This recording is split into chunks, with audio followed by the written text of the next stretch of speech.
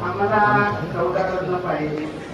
जरा मीठ कमी पडलं तर चालत नाही, जर जास्त झालं तरी चालत नाही, नाही का? महाराज भिक्षा मागायला ज्यांच्याकडे जायचे, भिक्षा घेऊन आली की भिक्षेची चोरी दर्शीच्या खाली नदीच्या पाण्यात बुडवायची. विचार करू शकतो. पाण्यात बुडवायची, बाहेर काढायची. एक वैष्णोदेव करायचा, गाईला घास द्यायचा, आपण त्याच्यातलं अन्न प्राशन करायचं. सगळं पाण्याने सगळी चव गेलेली असते त्याची.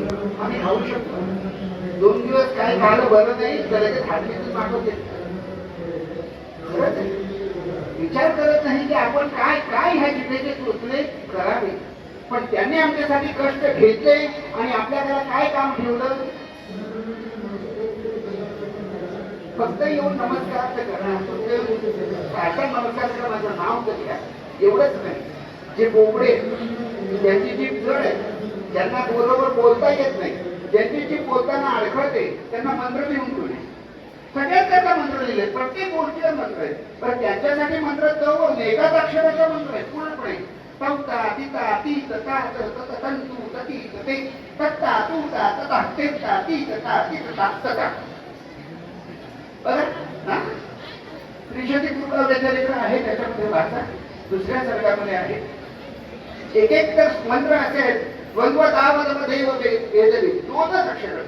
देव हा शब्द सरसा सार संसार सुरासारारी सारण काढून बघा की ते वाचता वाचता आपल्याला जिभेने बोलता सुद्धा येत नाही.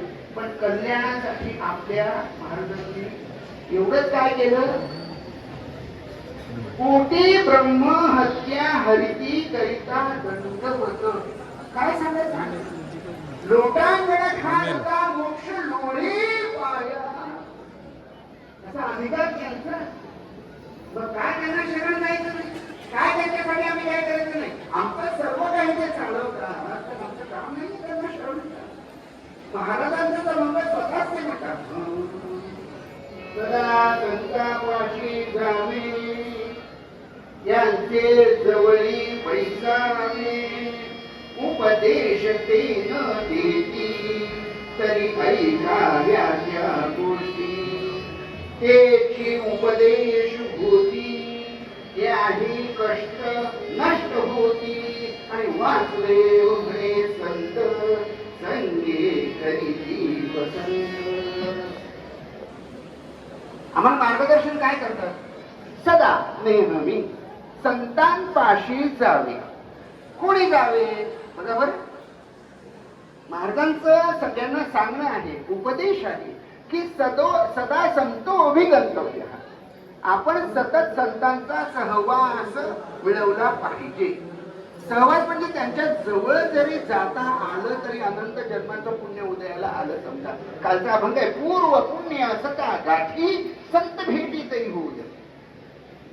मग सदा संतांकडे जायचं. कसं जायचं?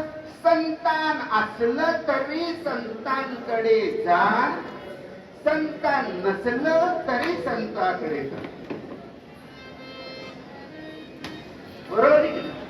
विचार ज्याला समजतंय, खोलवर सूक्ष्म विचार करता येतोय, त्यांच्या लक्षात येईल याच्यामध्ये अर्थ केवढा भरलेला आहे. पण म्हणाले संत मिळाले तर पाहिजे. वर बघायला गेलं तर पाहिजे तुमचे संत आहेत. या कलियुगामध्ये आडक्याला 3 मिळाले तरी टाकावे असं म्हटलंय. सकाळी उठायचं, टीव्ही